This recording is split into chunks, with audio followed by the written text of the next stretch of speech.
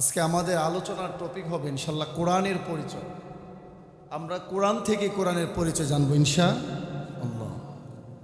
কোরআনের পরিপূর্ণ পরিচয় জানাটা আমাদের জন্য খুবই গুরুত্বপূর্ণ দরকার আছে না? এই জন্য শেষ পর্যন্ত থাকবেন নাকি উঠে যাবেন? আছেন ইনশাল্লাহ না? তো আমরা আজকে ইনশাল্লাহ জানবো মহাগ্রন্থ আল কোরআনুল কারিমের পরিচয় সম্পর্কে। আমরা কোরআনকে জিজ্ঞেস করব তার পরিচয় জানার জন্য, যে তুমি তোমার পরিচয় আমাদেরকে দাও, আমরা তোমার পরিচয় জানতে চাই। তো আমরা জানি, আমরা অনেকে কোরআনকে আমরা কোরআন শরীফ বলি না? অথচ আল্লাহ রাব্বুল আলামিন কোরআনের কোথাও কোরআনকে কোরআন শরীফ বলে নাই। আপনারা জানেন সেটা? জানেন না মনে হয়। আল্লাহ কোরআনের কোথাও কোরআনকে কোরআন শরীফ বলেন নাই। শরীফ বলতে পারেন, শরীফ শব্দের অর্থ সম্মানিত, ভালো, অর্থ ভালো। তবে আল্লাহ রাব্বুল আলামিন কোরআনের পরিচয় কোরআনের মধ্যে বিভিন্ন জায়গায় বিভিন্ন নামে আল্লাহ রাব্বুল আলামিন কোরআনের পরিচয় তুলে ধরেছেন। আল্লাহ রাব্বুল আলামিন কোরআনের প্রথম পরিচয় তুলে ধরেছেন, দেখেন আল্লাহ কোরআনে সূরা ওয়াকিয়ার মধ্যে আল্লাহ রাব্বুল আলামিন বলেন, ইন্নাহু লাকুরআনুন কারীম।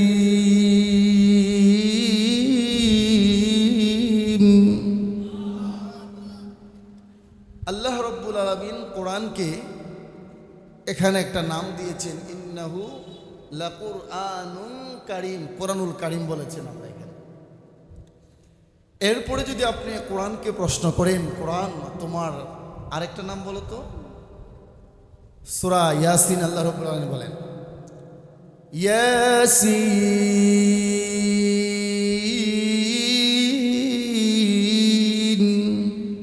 ওয়াল কুরআনিল হাকীম।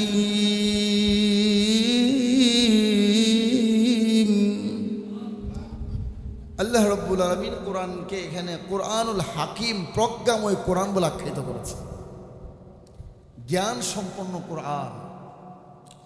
এরপরে যদি আপনি কোরআনকে বলেন, আচ্ছা তোমার আরো কিছু নাম বলো, কোরআনুল কারীম, সে তার ভাষায় কোরআন বলছে আমার আরো অনেকগুলো নাম আছে।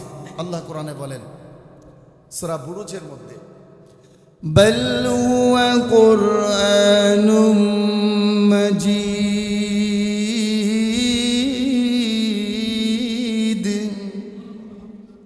যে আমার আরেকটা নাম কোরআনুল মাজিদ। এরপরে কোরআনকে যদি জিজ্ঞাসা করেন, কোরআন আরো কি তোমার নাম আছে?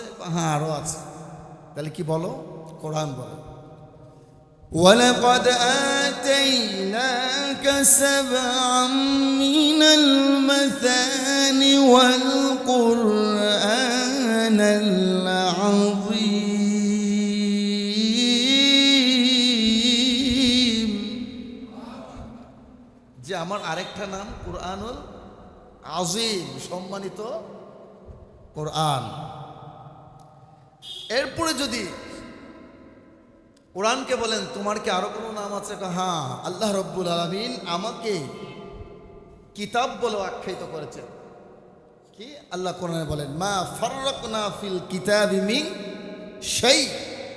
আল্লাহ কোরআনকে আরেক জায়গায় কি বলেছেন? কিতাব বলেছেন। কি বলেছেন? আল্লাহ কোরআনকে আরেক জায়গায় কিতাব বলেছেন।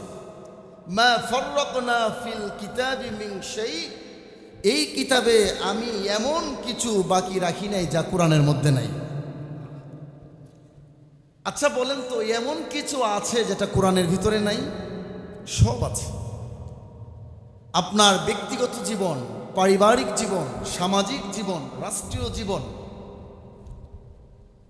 একেবারে রান্নাঘর থেকে নিয়ে বঙ্গভবন পর্যন্ত, কাঁথা সেলাই থেকে নিয়ে মহাকাশ পর্যন্ত আল্লাহ রাব্বুল আলামিন সব কিছু কোরআনের ভিতরে দিয়েছেন। আল্লাহ বলছেন, মা ফাররাকনা ফিল কিতাবি মিন শাই, আমি এমন কিছু বাকি রাখি নাই যেটা কোরআনের মধ্যে নাই। তাহলে এর দ্বারা বোঝা গেল সব কিছু কোরআনের ভিতরে আল্লাহ দিয়েছেন। আপনি সমাজে নেতৃত্ব দিবেন, সেটাও কোরআনের মধ্যে আছে। আপনি রাজনীতি করবেন, সেটাও কোরআনের মধ্যে আছেন। তাহলে সব কিছু, একেবারে রান্নাঘর থেকে নিয়ে রান্না কিভাবে করবেন, হ্যাঁ, রান্নার জিনিস কি হবে না হবে, কিভাবে কি করবেন, সব কিছু আল্লাহ কোরআনে দিয়েছে। তাহলে বোঝা গেল কোরআনের ভিতরে সব কিছু কে দিয়েছেন? আর একটু জোরে বলেন, আল্লাহ রাব্বুল আলামিন দিয়েছেন। তো আল্লাহ রাব্বুল আলামিন কোরআনকে আরেক জায়গায় কিতাব বলেছেন, এরপরে কোরআনকে আরেক জায়গায় আল্লাহ রাব্বুল আলামিন বলেন, তাবারাকাল্লাযী নাযালাল ফুরকানা আলা আবদিহি লিয়াকুনা লিল আলামিন নাযীরা। আল্লাহ রাব্বুল আলামিন কোরআনকে আরেক জায়গায় কোরআনকে ফুরকান বলে আখ্যায়িত করেছে। ফুরকান শব্দের অর্থ হলো সত্য মিথ্যা পার্থক্যকারী। অর্থাৎ আল্লাহ রাব্বুল আলামিন বিশ্বনবীকে বলেন, নবী হে, আমি কোরআনকে ফুরকান রূপে নাজিল করেছি যাতে করে আপনি মানুষকে সতর্ক করতে পারেন। আমি কোরআনকে ফুরকান রূপে এই পৃথিবীতে নাজিল করেছি কেন? যাতে করে আপনি মানুষকে কি করতে পারেন? সতর্ক করতে পারেন। কি সতর্ক করবে? আমরা যদি কোনো অন্যায় কাজ করি তাহলে যাতে নবী বলেন যে অন্যায় করো না, আল্লাহ কোরআনে নিষেধ করেছেন। এই জন্য কোরআনের আরেকটা নাম ফুরকান। এর দ্বারা বোঝা গেল যারা কোরআনকে ধারণ করবে, কোরআন অন্তরে নিবে, কোরআনকে ভালোবাসবে, কোরআন থেকে রক্ষা করবে। ঠিক কিনা বলেন? কোরআন থেকে রক্ষা করবে। তাহলে এবার যদি আপনি কোরআনকে বলেন যে কোরআন তুমি কিভাবে আমাকে রক্ষা করবে, প্রশ্ন আছে না? কোরআন কিভাবে রক্ষা করবে? আল্লাহ রাব্বুল আলামিন সূরা ইয়াসিনের মধ্যে বলেছেন, সাদ্দা ওয়া মিন খালফিহিম সাদ্দান ফাআগশাইনাহুম ফাহুম লা ইউবসিরুন। আল্লাহ রাসূল সাল্লাল্লাহু আলাইহি ওয়াসাল্লাম এবং আবু বকর সিদ্দিক রাদিয়াল্লাহু তাআলা আনহু দুজন দাঁড়িয়ে আছে। এমনি তাকায়া দেখে আবু জাহেলের স্ত্রী উম্মে জামিল হাতের মধ্যে পাথর নিয়ে আসতেছে বিশ্বনবীকে আঘাত করার জন্য। আবু বকর সিদ্দিক রাদিয়াল্লাহু তাআলা আনহু বিশ্বনবীকে বলেন, নবী হে, আপনি এখান থেকে চলে যান, আর না হলে আপনার চাচি উম্মে জামিল আপনাকে অপমান অপদস্থ করবেন, লাঞ্ছিত করবেন, আপনি এখান থেকে চলে যান। আল্লাহ রাসূল সাল্লাল্লাহু আলাইহি সাল্লাম বলেন, আবু বকর, তুমি কি জানো না আল্লাহ আমাকে আগেই জানিয়ে দিয়েছেন যে আমি যদি কোরআন তেলাওয়াত করি তাহলে আল্লাহ রাব্বুল আলামিন আমাকে ফেরেশতার মাধ্যমে হেজাব দিয়ে কাফেরদের চোখের আড়াল করে দিবেন। আল্লাহ রাসূল সাল্লাল্লাহু আলাইহি ওয়াসাল্লাম কোরআন থেকে তেলাওয়াত করতে লাগলেন, ইয়াসিন ওয়াল কুরআনিল হাকীম ইন্নাকা লামিনাল মুরসালিন।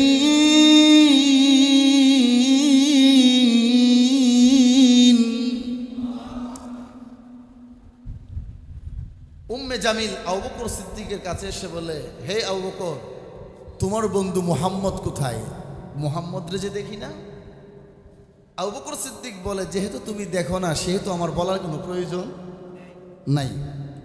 উম্মে জামিল বলে, কপালটা ভালো, মুহাম্মদের বাচ্চা গেল, যদি থাকতো তাহলে দেখাই দিতাম আমি উম্মে জামিল কি জিনিস। উম্মে জামিল বলে চলে গেল। আবু বকর সিদ্দিক রাদিয়াল্লাহু তাআলা আনহু বিশ্বনবীকে জিজ্ঞেস করে, ইয়া রাসূলুল্লাহ, ওগো নবীজি, আমি আপনাকে দেখতেছি কিন্তু উম্মে জামিল কেন আপনাকে দেখে না? আমি তো দেখতেছি আপনি আমার সামনে দাঁড়ায় আছেন, কিন্তু উম্মে জামিল যে দেখলো না।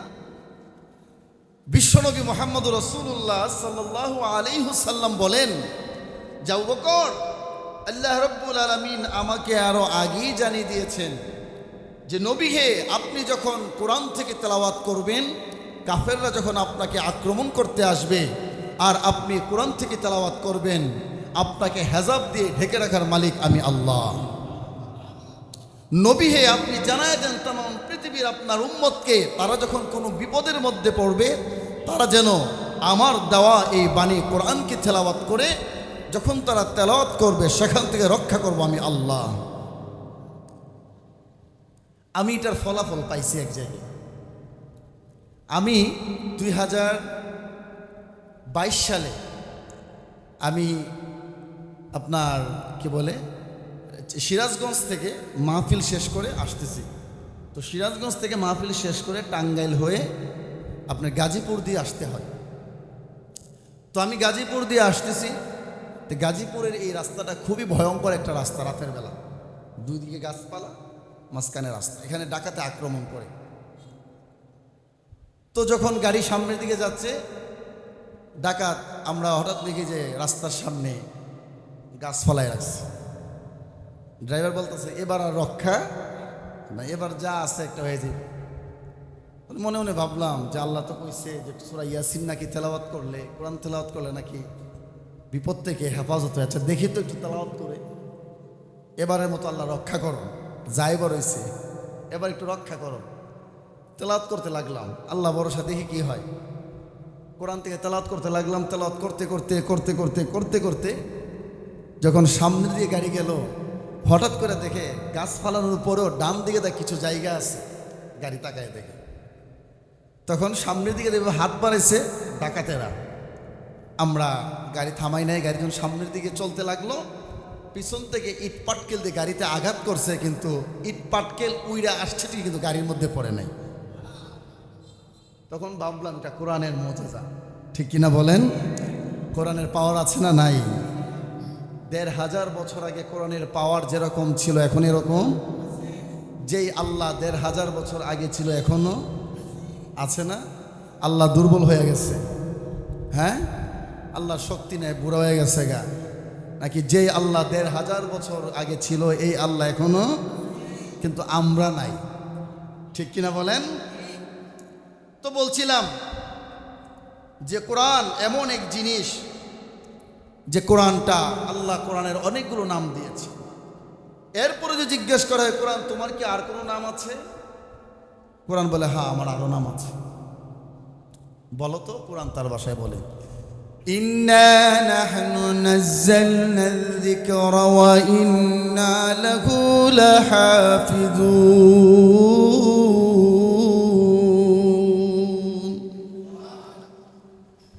আমরা শুধু মনে করি সুবহানাল্লাহ, আল্লাহু আকবার, আলহামদুলিল্লাহ, এটাই মনে জিকির না, কোরআনও একটা জিকির। আল্লাহ বলছেন ইন্না নাহনু নাযালনা যিকরা, নিশ্চয় আমি জিকির মানে কোরআন নাজিল করেছি এবং আমি আল্লাহই সেটা হেফাজত করব, ঠিক কিনা বলেন? এটা হেফাজত করার মালিক কে? আর একটু জোরে কোন, হেফাজত করার মালিক আল্লাহ। সুতরাং আল্লাহ বলেন নাজিল করেছি আমি, হেফাজত করব আমি, ঠিক না? এটা হেফাজত করবে আল্লাহ। কিভাবে?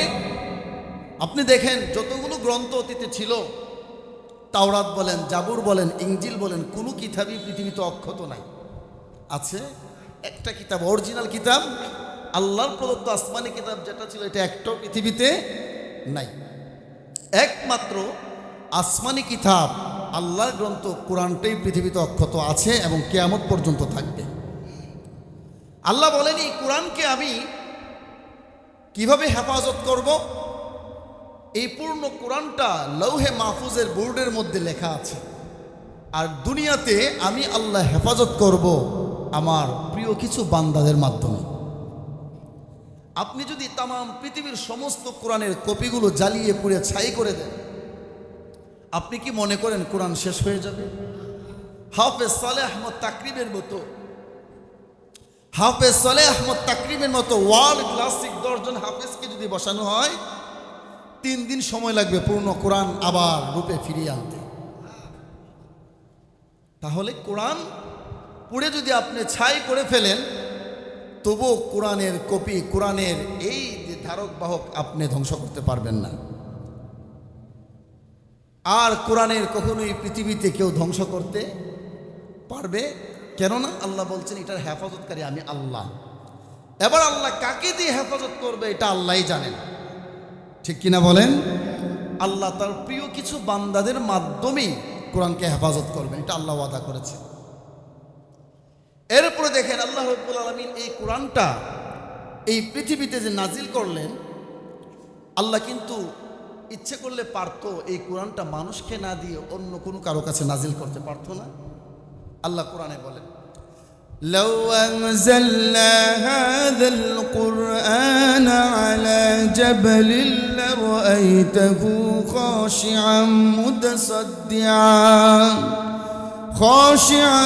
متصدعا من خشية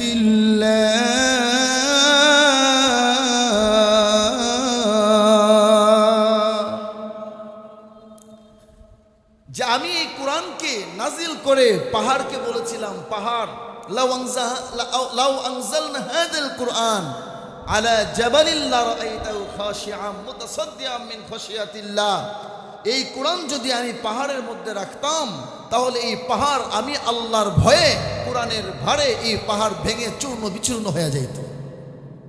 তাহলে কোরআনটার কত ওয়েট, কত ওজন। আল্লাহ বলছেন আমি যদি কোরআনটা পাহাড়ে রাখতাম তাহলে এই পাহাড় আমি আল্লাহর ভয়ে, কোরআনটা যে রাখতাম আমি আল্লাহর ভয়ে, এই পাহাড় চূর্ণ বিচূর্ণ হয়ে যেত, খণ্ড খণ্ড হয়ে যেত। আল্লাহ বলেন আমি পৃথিবীতে অনেকগুলো পাহাড় সৃষ্টি করেছি, বিশাল বড় বড় পাহাড়। আপনি আল আজকার রেঞ্জ নামে একটা পাহাড় আছে, সেটা হলো যুক্তরাষ্ট্রে একটা পাহাড় আছে, সেই পাহাড়টা 600 মাইল লম্বা, পুরাটাই পাহাড়। কত মাইল? 600 মাইল। একটা পাহাড় যদি 600 মাইল হয়, এবার চিন্তা করেন এত বড় তোমার রাষ্ট্র হয়, ঠিক কিনা? যুক্তরাষ্ট্রে এই পাহাড়টার নাম হলো মাউন্টেন রেঞ্জ, যেটার 600 মাইল লম্বা। এটা শুধু পাহাড় আর পাহাড়। এরপর আল্লাহ বলেন আমি আরো অনেকগুলো পাহাড় আমি সৃষ্টি করেছি। ইউরোপে আরেকটা মাউন্টেন রেঞ্জ আছে, এটার নাম হলো আলস মাউন্টেন রেঞ্জ, এটা জাপানের এদিকে অবস্থিত, সেটা 750 মাইল। চিন্তা করেন কত বড়। আল্লাহ রাব্বুল আলামিন বলেন এত বড় বড় পাহাড়ের মধ্যে যদি আমি আল্লাহ এই কোরআনকে রাখতাম তাহলে এই কোরআনের ভারে, ওজনে আমি আল্লাহর ভয়ে এই পাহাড় চূর্ণ বিচূর্ণ হয়ে যেত। অথচ সেই ভারী কোরআন, ওজন ওয়েটওয়ালা কোরআন দিয়েছেন কাকে? আল্লাহ মানুষকে দিয়েছেন। কিন্তু দুঃখের বিষয় এই কোরআনকে আমরা হেফাজত করতে পারি না, ঠিক কিনা বলেন? বছরের পর বছর চলে যায়, কোরআন ধরার সময়ই পাই না, ব্যস্ত। ঘরের মধ্যে কোরআন রাখা হয়, আপনার প্রতিদিন টিভিটা খুলে দেখতেছে, পরিষ্কার করতেছে, কিন্তু কোরআনটা বছরে একবার রমজান মাস আসলে একটু খুললে পরিষ্কার করে, ঠিক কিনা বলেন? কোরআন পড়ার সময় নেই। অথচ সেই কোরআন আল্লাহ দিয়েছেন আমাদেরকে, বিশ্বনবীর মাধ্যমে আল্লাহ কোরআনটা আমাদেরকে দিয়েছেন। আল্লাহ বলেন তোমাদেরকে ভালোবাসি বলে কোরআনটা তোমাদেরকে দিয়েছি, আর তোমাদের সম্মান বাড়ানোর জন্যই কোরআনটা আমি আল্লাহ তোমাদেরকে। এরপরে কোরআনকে যদি জিজ্ঞেস করা হয় যে কোরআন, যে তোমার আরো কিছু বর্ণনা দাও, কোরআন এক এক করে আল্লাহ অনেকগুলো বর্ণনা কোরআন দিবেন। তো কোরআনকে যদি জিজ্ঞেস করা হয় আচ্ছা কোরআন তোমার তো নাম আমরা জানলাম, একটু বলো না তোমার বাড়িটা কোথায়? কোরআন তখন বলে ফি লাউহিম মাহফুজ, আমার বাড়ি হলো লৌহে মাহফুজ। এবার যদি কোরআনকে জিজ্ঞেস করা হয় আচ্ছা কোরআন তোমার বাড়ি লৌহে মাহফুজ, তোমাকে এই পৃথিবীতে পাঠিয়েছেন কি একটু বলো তো? কোরআন তখন তার ভাষায় বলে তানজিলুম মির রাব্বিল আলামিন,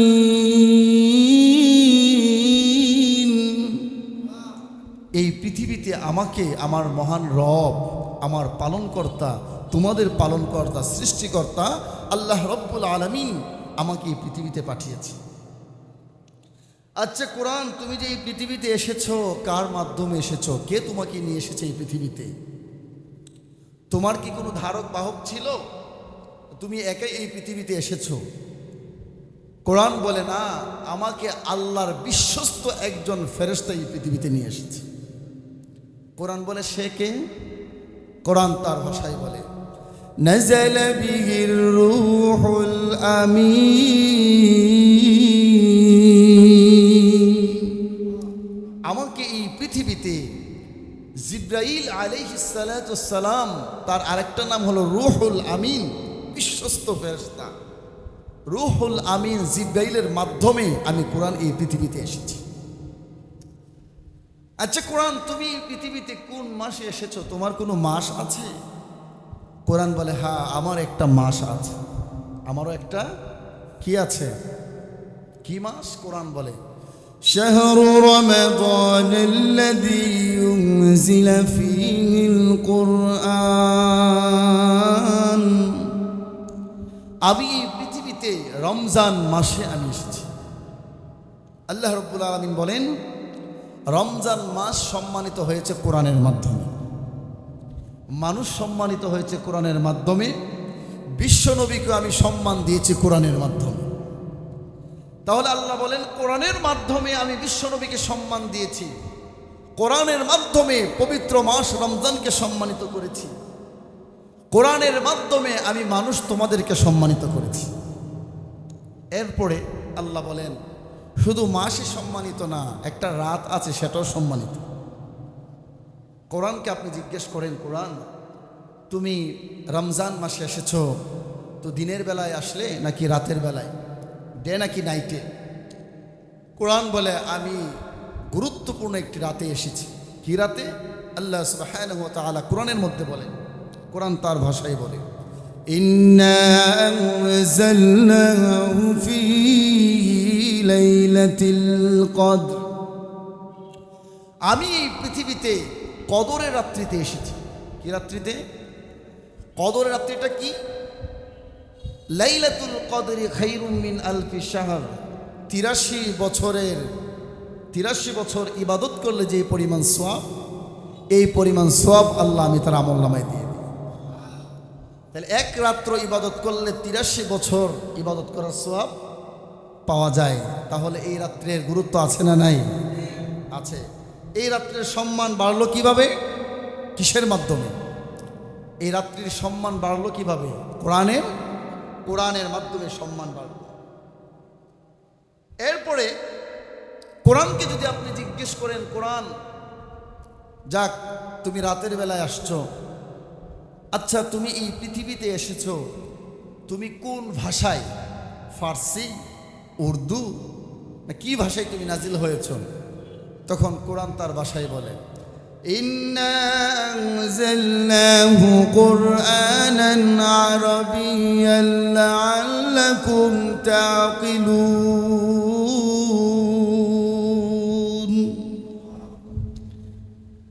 আমি আরবি ভাষায় পৃথিবীতে নাজিল হয়েছি। কেন? লাআল্লাকুম তাআকিলুন, মানুষ যাতে বুঝতে পারে, মানুষ যাতে বুঝতে পারে, তোমাদের বোঝার সুবিধার জন্যে আল্লাহ রাব্বুল আলামিন আমাকে আরবি রূপে এই পৃথিবীতে নাজিল করেছে। সুবহানাল্লাহ। আরবি রূপে। কোরআন যদি আরবি না দিয়ে অন্য কোনো ভাষায় দিত, কোরআনটা বুঝতে আমাদের জন্য কষ্ট হতো। এই জন্যে আল্লাহ রাব্বুল আলামিন কোরআন নাজিল করেছেন আরবি রূপে, যাতে করে আমরা কোরআনের ভাষা বুঝতে পারি। আচ্ছা, এরপরে কোরআনকে যদি আপনি জিজ্ঞেস করেন, কোরআন তো তুমি তো আরবি রূপে নাজিল হয়েছ, আচ্ছা তো তোমাকে কিভাবে ধরবো আমরা? কেমনে ধরবো? এমনি যেমনে মন চাই এভাবে ধরতে পারবো? কোরআন যেভাবে মন চাই এভাবে ধরতে পারবো? বাংলা, অঙ্ক, ইংলিশ ডিগ্রি বইয়ের মতো? কোরআন বলছে لا يمسه إلا المطهرون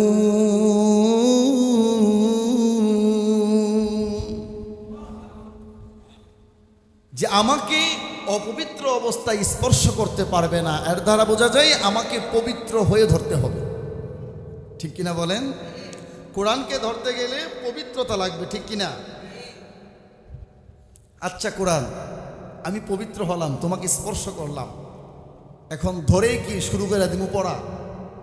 কোথায় কেমনে কি পড়বো? কোরআন বলে আমাকে পড়ার আগে তোমার আরো কয়েকটা গাইডলাইন আছে। গাইডলাইন কোরআন বলছে আমাকে ধরার প্রথম গাইডলাইন হলো পবিত্র অবস্থায় তুমি আমাকে স্পর্শ করতে হবে। দ্বিতীয় গাইডলাইন হলো আমাকে ধরেই তুমি যে পড়ে ফেলবে এমনটা না, তুমি আগে শয়তানের কাছ থেকে পানাহ চাইতে হবে। ঠিক কিনা? আল্লাহ কোরআনে বলেন فإذا قرأنا القرآن فاستعذ بالله من الشيطان الرجيم আমাকে ধরার পর তেলাওয়াত করার পূর্বে আউযু বিল্লাহি মিনাশ শাইতানির রাজিম পড়ে শয়তানের কাছ থেকে দূরে আসে আল্লাহর কাছে শয়তানের কাছ থেকে পানাহ চাইতে হবে। পানাহ চেয়ে এরপরে যে কোরআনকে জিজ্ঞেস করেন, আচ্ছা ঠিক আছে আউযু বিল্লাহ তো পড়লাম, বিসমিল্লাহ পড়লাম, তো কেমনে পড়বো? যেভাবে মন চাই এইভাবে পড়লেই হবে? কথা বলে না। যেমনে মন চাই এইভাবেই কোরআন পড়লে হবে? কোরআন বলছে কিভাবে পড়বেন।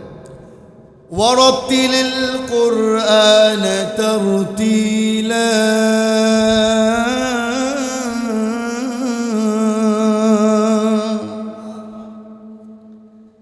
আমাকে পড়তে হলে তারতিলের সাথে, তাজউইদের সাথে, অর্থাৎ সুন্দরভাবে সহি শুদ্ধ করে কোরআন পড়তে হবে। মন চাইলে একভাবে পড়লেই কোরআন হবে না। কোরআন বলছে যে আমাকে পড়তে হলে তোমার কিভাবে পড়তে হবে? ওয়ারাতিলিল কুরআনা তারতিলা। আচ্ছা কোরআন ঠিক আছে সহি করলাম, শুদ্ধ করে পড়বো, এবার কোথায় থেকে পড়বো? সামনে থেকে, মধ্য থেকে, নাকি পিছন থেকে? ঠিক না। কোরআন বলে, কোরআন তার ভাষায় বলে ফাকরাউ মা তায়াসসারা মিনাল কুরআন।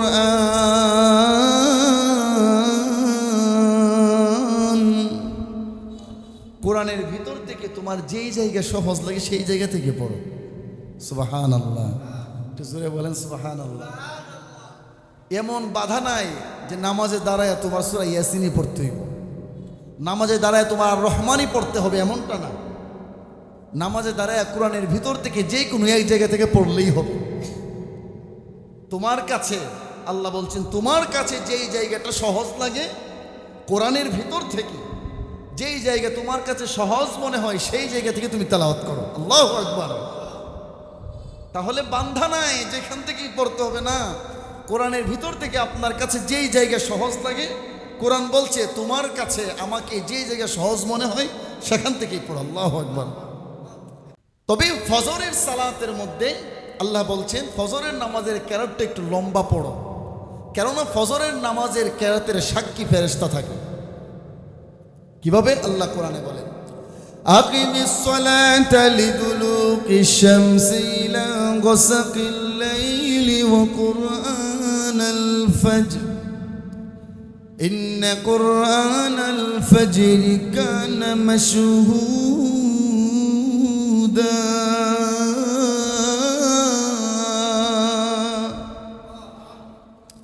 ফজরের সালাতে তেলাওয়াত লম্বা করো, কেননা ওই তেলাওয়াতের সাক্ষী ফেরেশতারা থাকে। তোমার তেলাওয়াত নিয়ে ফেরেশতারা আসমানে উঠে যায়। ফজরের নামাজের তেলাওয়াতটা কি হয়? এই জন্য দেখবেন ফজরের নামাজের তেলাওয়াতটা একটু লম্বাই হয়, ঠিক না? সব নামাজের থেকে ফজরের নামাজের তেলাওয়াত কি হয়? লম্বা হয়। আচ্ছা কোরআন, এবার তুমি বলো তো এই পৃথিবীতে তুমি কেন এসেছো? ঠিক আছে না? তোমার উদ্দেশ্য কি, মাকসাদ কি বলো তো? তুমি কেন আসলে এই পৃথিবীতে? সূরা ইব্রাহিমে কোরআন বলেন আলিফ লাম রা কিতাবুন আনজালনাহু ইলাইকা লিতুখরিজান নাস মিনাজ যুলুমাতি ইলান নূর।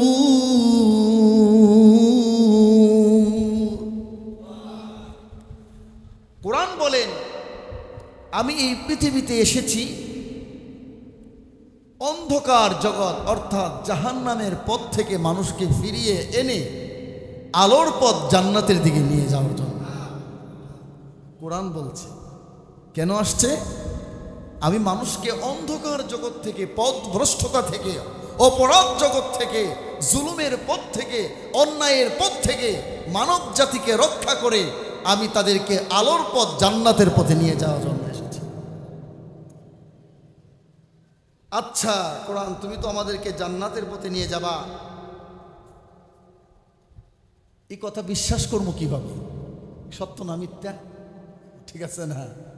এটা কতটুকু সত্য? কোরআনের শুরু দিক দিয়ে আল্লাহ রাব্বুল আলামিন বলেন যালিকাল কিতাবু লা রাইবা ফীহি।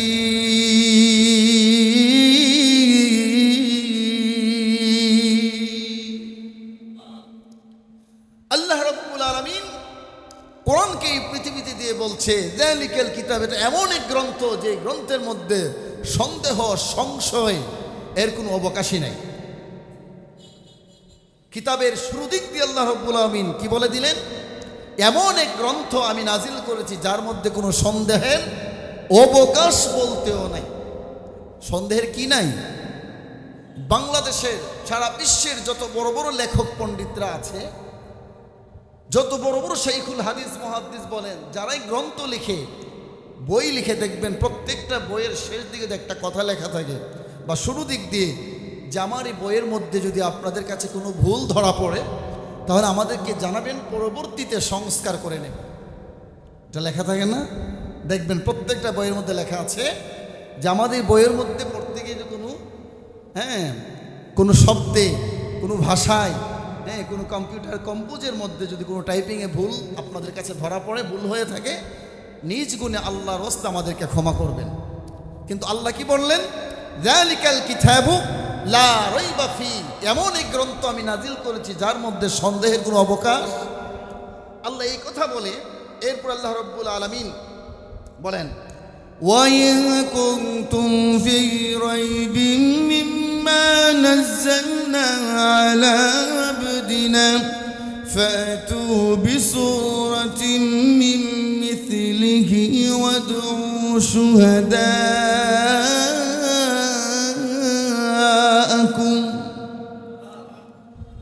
আল্লাহ রাব্বুল আলামিন এই কোরআন নাজিল করে দিয়ে तमाम পৃথিবীকে চ্যালেঞ্জ করেছেন।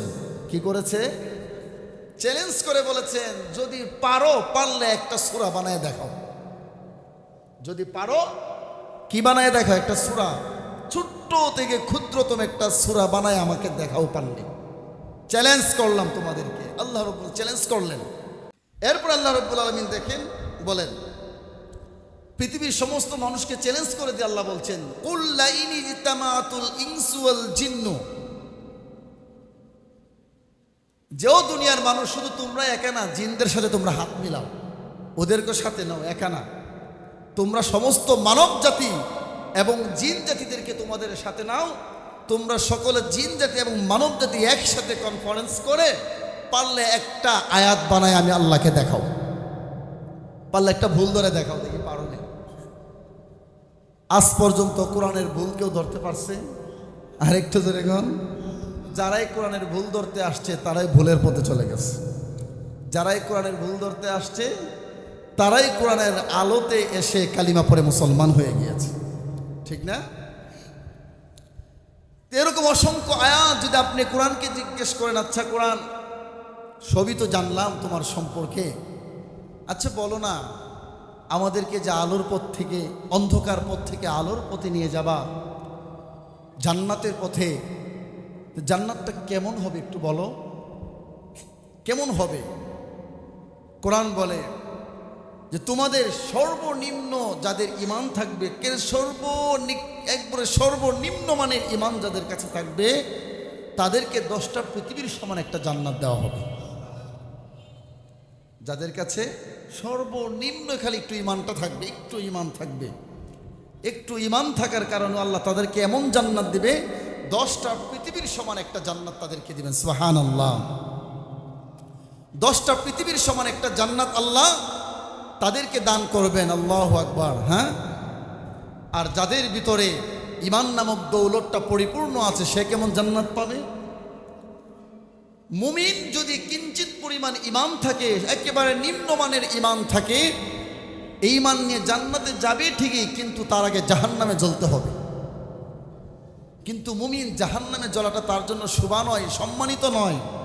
তাহলে মুমিন পৃথিবীর জমিনে থেকেই কোরআন পড়ে, কোরআনের ছায়াতলে এসে ঈমানকে তাজা করে, ঈমান এবং আমলকে পরিপূর্ণ করে তার উচিত কবরের জগতে রওনা দেওয়া, ঠিক কিনা বলেন? তাহলে মুমিনের উচিত ঈমানকে একেবারে পাকাপোক্তা করা।